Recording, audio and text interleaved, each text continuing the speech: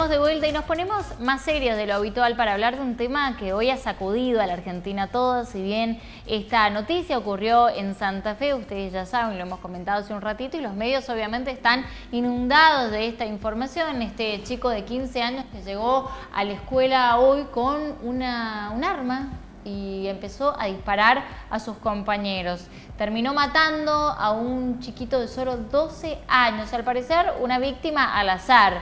¿Qué está pasando con las infancias, con las adolescencias? ¿Es lo mismo que veíamos antes?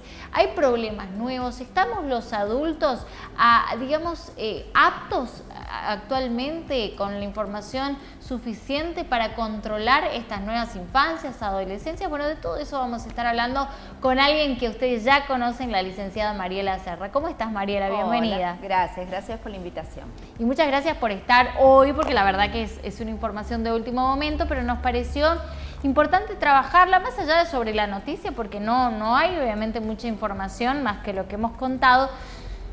No es ajeno, hablábamos con Ale, a lo que está pasando en todas partes. Quizás aquí en San Juan no llega un chico con un arma, sí pasó en Mendoza, no llega con un arma, pero quizás sí un chico un día llega más violento y le pega a un compañero. Son cosas que están pasando hoy. Y de hecho, hace poco tiempo, un año y medio, tuvimos un episodio en la vía pública donde un adolescente agredió a una anciana. Bueno, o sea, todos estos episodios obviamente como sociedad nos paralizan, te diría yo, porque bueno, uno entra en un cierto pánico muchas veces. ¿Por qué? Porque son situaciones que aparecen en forma repentina y uno no las puede controlar en el momento, y obviamente con una consecuencia gravísima. Y por ahí también, viste, uno habla con los padres a la entrada del colegio y ocurre en un lugar que al parecer era seguro para digamos, yo dejo a mi hijo en la escuela y lo dejo en un lugar que yo pienso que es seguro. Nunca me voy a imaginar que vaya a pasar algo así, ¿no? Seguro. Yo creo que estas situaciones son como la punta de un iceberg, que tenemos que plantear que debajo de toda esta situación hay una problemática que obviamente no se ha estado mirando, ¿sí?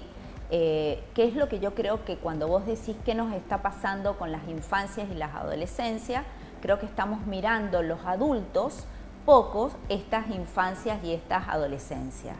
Nos estamos vinculando cada vez menos con ellos, porque el vínculo no tiene que ver con el contacto, ¿sí? El vínculo es algo mucho más profundo, donde hay una disponibilidad, una sensibilidad por parte del adulto, ¿sí? Entonces, nos estamos vinculando menos. Muchas veces esto pasa en el ámbito familiar, donde hay una desconexión emocional realmente entre los papás y los niños o los adolescentes. En los ámbitos educativos pasa también. Esto también sucede mucho en el colegio secundario. Yo te explico por qué. Porque en el primario, por ahí los chicos van teniendo uno o dos referentes, ¿sí? Pero en el secundario los chicos pasan por 11 referentes. Siempre el más directo es el preceptor, por lo menos en nuestro sistema educativo, pero por ahí hay profesores que ven 45 minutos semanales a los alumnos, ¿sí? Y después rotan por diferentes colegios donde a lo mejor tienen 400 alumnos, 600 alumnos. Entonces es muy difícil esto de vincularse realmente con un chico, ¿sí? Por eso en el nivel secundario es un poco más difícil, pero el nivel secundario puede tener otros referentes más directos, como te digo, puede ser el preceptor, ¿sí? Claro. Entonces, creo que sí, en este iceberg se ha estado obviando una problemática, no se ha visto, no se ha mirado, y obviamente es lo que se vio es el resultado de la acción, que fue este resultado trágico, ¿no es cierto? Vos, Mariela, además de ser psicóloga, estás en contacto con niños y chicos todo el tiempo, y también en el sistema educativo. Sí. ¿Qué está pasando hoy que no pasaba antes? Bien. Porque quizás estas noticias no las teníamos antes, o quizás también el nivel de agresión hacia los docentes, de agresión entre los chicos. Bien. ¿Qué está pasando hoy? Bueno, yo creo que lo veíamos muy lejos. Generalmente estas noticias especialmente nos llegaban de Estados Unidos. Eran de Estados Unidos, porque las armas y bla, bla, bla. ¿Qué está pasando acá? Y hoy pasa en nuestro país. En realidad creo que tiene que ver, desde lo que es el neurodesarrollo, el chico tiene el mismo neurodesarrollo desde hace muchos años. En realidad se habla de una posibilidad en evolución, pero sabemos que desde los chicos, desde la infancia o la adolescencia, lo que tienen la dificultad es en la regulación conductual. ¿Qué es lo que es la regulación conductual? Es que los chicos, la corteza prefrontal, donde están las funciones ejecutivas, las están desarrollando, ¿sí? Entonces los chicos todavía no se autorregulan solo. Estamos hablando que ellos necesitan la corregulación. ¿Qué hablamos de corregulación? La corregulación es que tiene que existir un adulto que preste su corteza prefrontal, que sí la tiene evolucionada y ya desarrollada, y trabaje en esto de ordeno, ejecuto, planificación, freno inhibitorio, conductas reflexivas, conductas anticipatorias, ¿sí? Ahora, para que un adulto corregule, previo a esto, tiene que estar vinculado con este chico. Si no hay vínculo, no va a haber corregulación. Y si no hay corregulación, un chico desregulado no puede aprender, ¿sí? Por otro lado, creo que también hay una dificultad, los organigramas son cada vez más chatos, entonces hay una dificultad en reconocer al adulto como figura de autoridad, pero no como el castigo, la sanción. Tenemos que empezar a reconocer como esta figura de autoridad de cuidado. Es figura de autoridad y de cuidado. ¿Por qué? Porque este adulto que te está marcando una norma o te está corregulando, te está cuidando, ¿sí? Entonces, creo que queremos que los chicos aprendan, estamos educando al revés, digo yo, ¿sí? Pretendemos que los chicos aprendan, después se regulen y porque ellos se portan bien nosotros los amamos o los escuchamos, claro, o estamos disponibles. Cuando en realidad el circuito es al revés.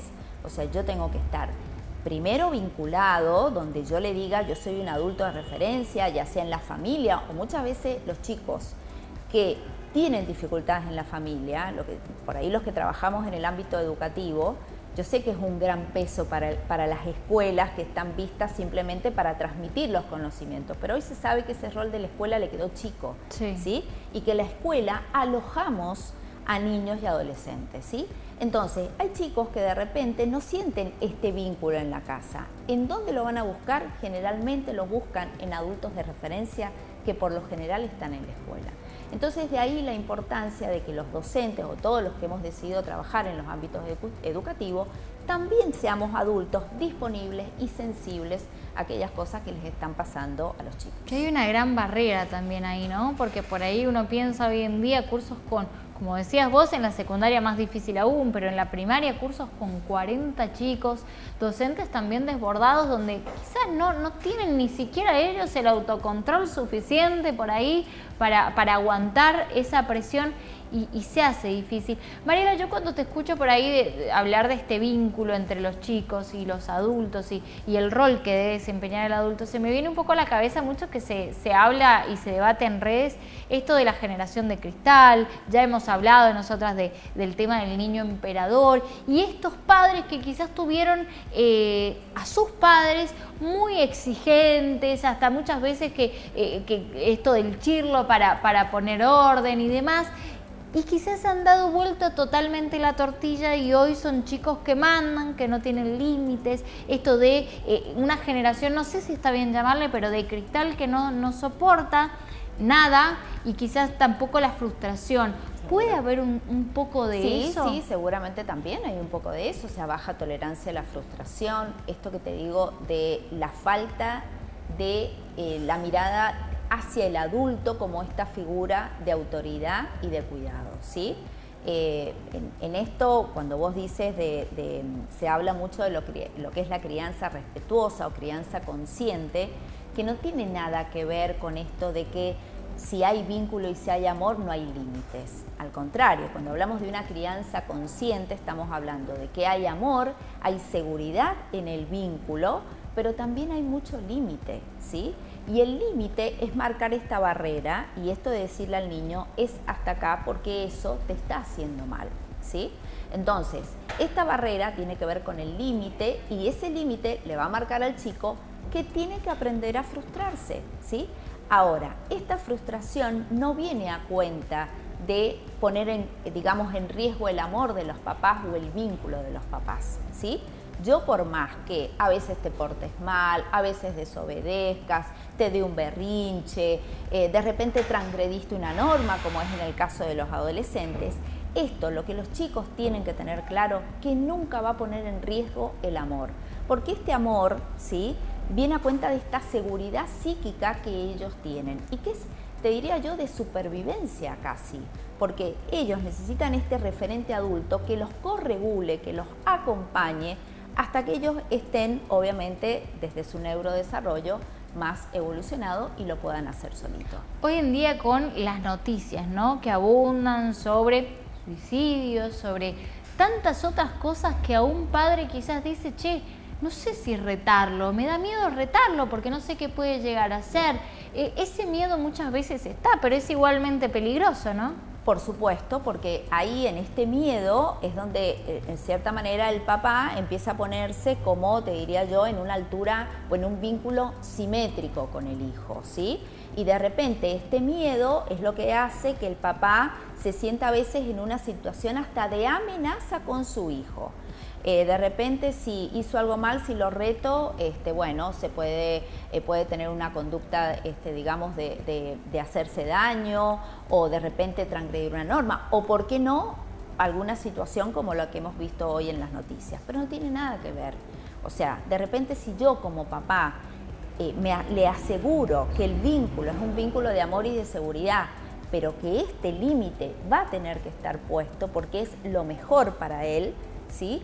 Bueno, el chico, en cierta manera, también desde su neurodesarrollo va haciendo distintas conexiones y su cerebro también va evolucionando dentro de un ámbito de seguridad, te diría yo, ¿sí? A ver, el cerebro puede actuar permanentemente en un, te diría yo, en un estado de alerta, en un estado de seguridad o en un estado de pánico y paralización, ¿sí? Entonces, todas esas conexiones, ¿sí?, que esto un poco se refiere a lo que se llama hoy por hoy la teoría polivagal, que es una teoría muy interesante de lo que es la parte del neurodesarrollo, en donde obviamente los adultos y los niños vamos pasando por estos distintos estados. Ahora, si un niño está en permanente o adolescente está en una permanente situación de amenaza, esa situación de amenaza que le viene del entorno, esta amenaza de estos padres o ausentes o estos padres tan rígidos, el chico, por lo general, la conducta que tiene es una conducta permanente de ataque o huida. Bien. ¿Sí? Ahora, si de repente es un chico que yo le estoy brindando un entorno seguro, ¿sí?, y de bienestar y de desarrollo, pero esto incluye el límite, sus conexiones neuronales van a estar más basadas en ¿qué? En un contexto de seguridad. Entonces, ¿cuál va a ser esta actitud de este niño o adolescente? Apertura, tolerancia a la frustración, plasticidad yoica, significa que es un yo que puede ser plástico, que se puede llegar a acomodar, flexibilidad, gestión de emociones, ¿sí?, empatía, capacidad de aceptar las normas. ¿Me explico? Entonces, sí, también esto va de la mano de cómo el entorno va respondiendo y cómo el entorno, digamos, va estimulando a este chico. A ver, en una familia en donde hay padres ausentes, ¿sí?, o desconectados emocionalmente, que no es solamente el abandono físico, sino hay muchos chicos que tienen realmente la herida del abandono, pero es un abandono más emocional. Y esto pasa en todos los estratos sociales. Uno cree que solamente es en lo socioeconómico más bajo, y no, esto pasa en todo. Hoy vemos muchos chicos y adolescentes abandonados. Obviamente, el cerebro de ese chico es un cerebro, como te digo, que está permanente en un estado de ataque o de huida, ¿sí? Si nosotros vemos padres conectados, disponibles, con normas, con límites, que no ponen en riesgo te amo, yo soy tu papá, yo voy a estar siempre, sos mi hijo, pero no avalándote, sino acompañándote y educándote, ¿sí? Este entorno es un entorno seguro para que el cerebro y la psiquis de este niño y adolescente se vaya evolucionando en un contexto más seguro. Entonces es un niño que no va a crecer reaccionando o huyendo. Mariela, por ahí muchas veces, y muchas veces no, siempre, el adulto es el que tiene que estar centrado, el que tiene que guiar al chico, el que tiene que ayudar a enseñarle todo esto, ¿no? Del autocontrol y demás, pero ahí vemos adultos que no saben y que no tienen estas herramientas. Entonces también estamos, y nuestros hijos están en contextos donde hay chicos que tienen problemas en sus casas, hay otro que pega porque tiene tal problema, y entonces, ¿cómo los preparamos y cómo nosotros podemos darles esas herramientas para convivir en esos contextos, ¿no? Hoy, recién te leí un mensaje, no sé si lo voy a encontrar rápidamente, a veces leo las notas y guardo mensajes porque me parece que son por ahí lo que la gente piensa, ¿no? Decía lo siguiente, un comentario a la nota de lo que había ocurrido. Decía, nadie mata a nadie porque sí. Todo porque en un primer momento se pensaba que esto era una situación de bullying que había terminado en esto, ¿no? Si sufría de bullying, lo felicita el hecho de que un adolescente mate, ¿no? Y que la próxima vez la familia de la víctima críe bien a sus hijos. Yo pensaba, esa mujer que comenta, si tiene hijos, sería la manera que tiene ella de proteger a su hijo ante burlas. O sea, yo pienso, siempre ha habido bullying, ¿no? De una forma u otra, quizás ahora se ha exacerbado con las redes sociales y demás, pero digamos, no sé si antes había esos padres que incitaban a la violencia o defendete de esta forma. En realidad, hoy por hoy, el mensaje de muchos papás es, a ver, defendete. Y yo siempre les digo que se tienen que defender, pero una cosa es responder y otra cosa es reaccionar. ¿Y cómo se va a defender este chico? ¿Sí? A ver, este chico se tiene que defender, ¿sí? Cuando alguien está recibiendo un agravio, se tiene que defender. Ahora, ¿cómo se va a defender? ¿Sí? Y se va a defender buscando ayuda, se va a defender desde la palabra, se va a defender muchas veces hasta con el cuerpo, pero no desde una reacción, ¿sí? Se va a defender buscando ayuda. ¿Por qué? Porque tal vez la situación lo superó y lo desbordó. Pero supongamos que este chico, ¿sí? Que hace bullying, no es el caso específico que estamos hablando del país, sino cualquier otro caso de un chico que hace bullying, ¿no es cierto? Y que de repente el que recibía el bullying hace una reacción. Y este chico que recibía el bullying no confía en los adultos, porque tal vez en su casa nunca fue escuchado, porque no hay adultos de referencia, porque tal vez en las escuelas tampoco se sintió escuchado, ni por los preceptores, ni por los profesores. Como se dicen los chicos, todo el mundo fingió demencia, porque es un problema entre chicos, porque ya lo van a resolver, ¿sí? Y más cuando son varones, ya sabes cómo resolverlo. Este es el mensaje muchas veces, y es un mensaje muy peligroso. Ahora, si un chico que es víctima de bullying, ¿sí? Él tiene adultos de referencia, lo primero que va a hacer es llegar y comunicar esta situación que lo está desbordando. Y te voy a explicar por qué. Porque son las edades que la amígdala, que es este centro emocional de nuestro cerebro, siente más de lo que en realidad él puede resolver o enfrentar, ¿sí? Entonces, ahí sí necesita el corregulador. Entonces, si yo estoy siendo víctima de bullying, ¿no es cierto? Y de repente tengo adultos de referencia en mi familia, en la escuela, ese chico, a ver, garantizado que va a pedir ayuda, va a hablar. Pero si es un chico que perdió la confianza en estos adultos de referencia, va a sentir desde una cuestión de supervivencia que se las tiene que arreglar solo, ¿sí? Y ahí es el peligro donde aparecen estos tipos de reacciones. ¿Por qué? Porque es un chico que no puede regularse. Entonces ese chico respondió desde una parte muy impulsiva porque no tiene regulación. Él necesitaba estar corregulado. Ahora, tal vez él no creyó en ningún adulto cercano. ¿Ves? Entonces, es una situación, cuando hablamos de bullying, tenemos que analizar todo. Tenemos que analizar la víctima, el victimario y los testigos que son parte, claro, que por lo general quedan paralizados por el miedo, ¿sí? Pero siempre yo hago referencia a los adultos, pero no porque los adultos tengamos la culpa, no, es que los adultos somos los verdaderos protagonistas porque tenemos que darle a estos chicos y adolescentes cosas que ellos, desde el neurodesarrollo, todavía no lo tienen. Qué importante escucharte, Mariela, y esto, tomar, ¿no?, la responsabilidad de adultos que tienen que guiar y fomentar esto, la corregulación. La corregulación, pero para eso tenemos que estar nosotros enteros, disponibles, ¿no? Viste que yo siempre hago mucha referencia a los autocuidados de los papás inclusive de los docentes también. Cuando, a ver, yo siempre en el ámbito docente hablo de que lo mismo que se representa en una familia es lo que se representa también en una institución, ¿no es cierto?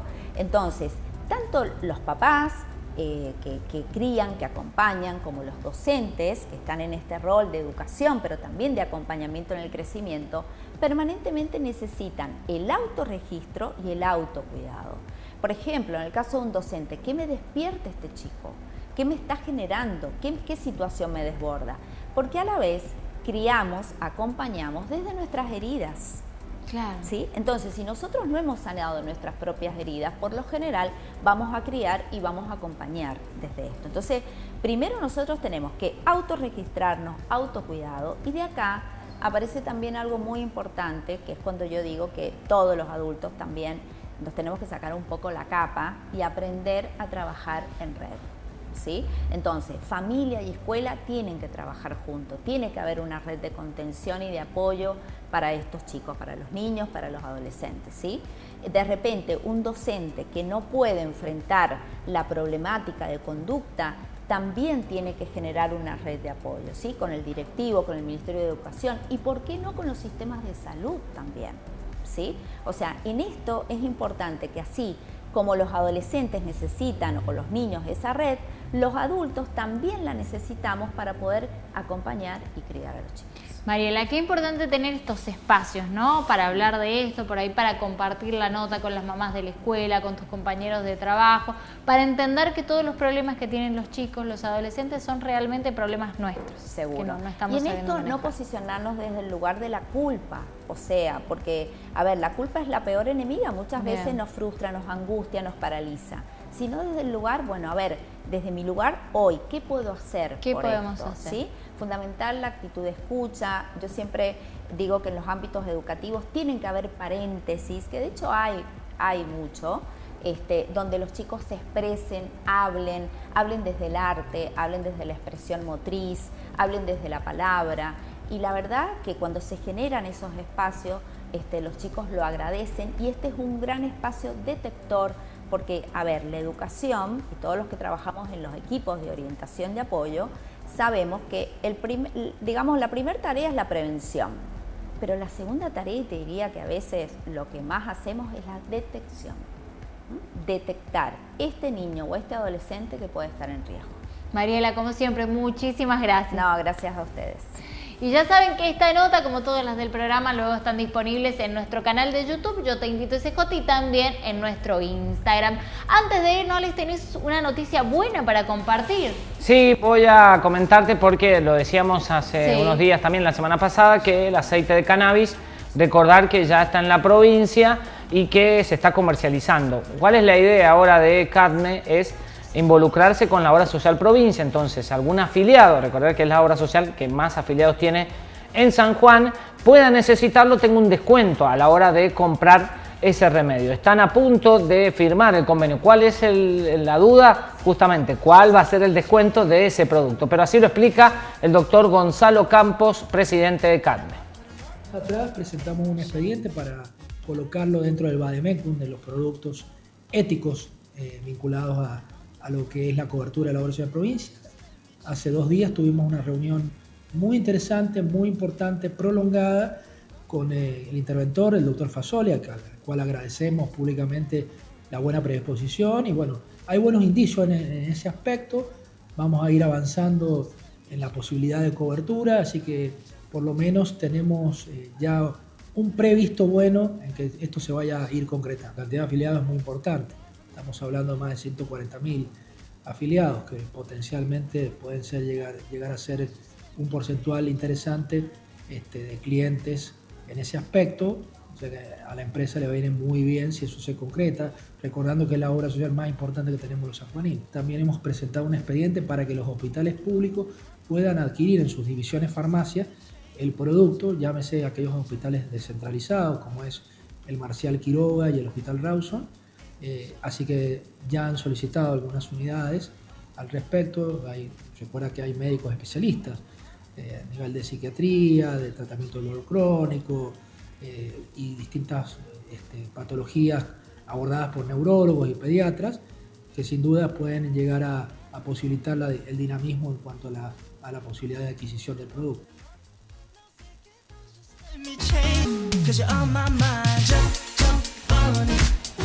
Bueno, Muy bien. falta todavía. Todavía falta, pero es la intención. Se están haciendo varios convenios. Recordar que también, ya lo adelantábamos, se han firmado con las farmacias para que llegue a distintas farmacias justamente del departamento alejado, porque se encuentran solamente en Capital. Y creo que el tarrito que se está vendiendo hasta el momento, recordar que es una receta, no es que voy yo y lo compro. No, tiene que ser algo médico. Claro, por las dudas aclaramos. El frasquito chiquito, sí. Y la intención es empezar a comercializar el más grande. Bien. Porque hay gente que la necesita. Hemos llegado al final del programa, Alejandro. Más completo, imposible. Hemos tenido de todo, así que espero que le hayan pasado me también. Me voy a tener que cortar el pelo, Ana. ¿Por qué? Pues ya se me están haciendo los ojos. Rápido, la verdad. Un mes, cada un mes. Oh, qué suerte. Porque mucha gente... Pelado no voy a hacer. No, nunca. Claramente que no. ¿La pasaste bien? Muy bien, Ana. Te espero mañana. Semana corta. Depende del calor, depende del calor. Va a ser calor mañana, va a ser calor, pero que te refrescamos con información y buena compañía. Será hasta mañana, señores. Mañana a las 16 te espero aquí. Como ya sabes, yo te invito. Y yo también. Chau, chau.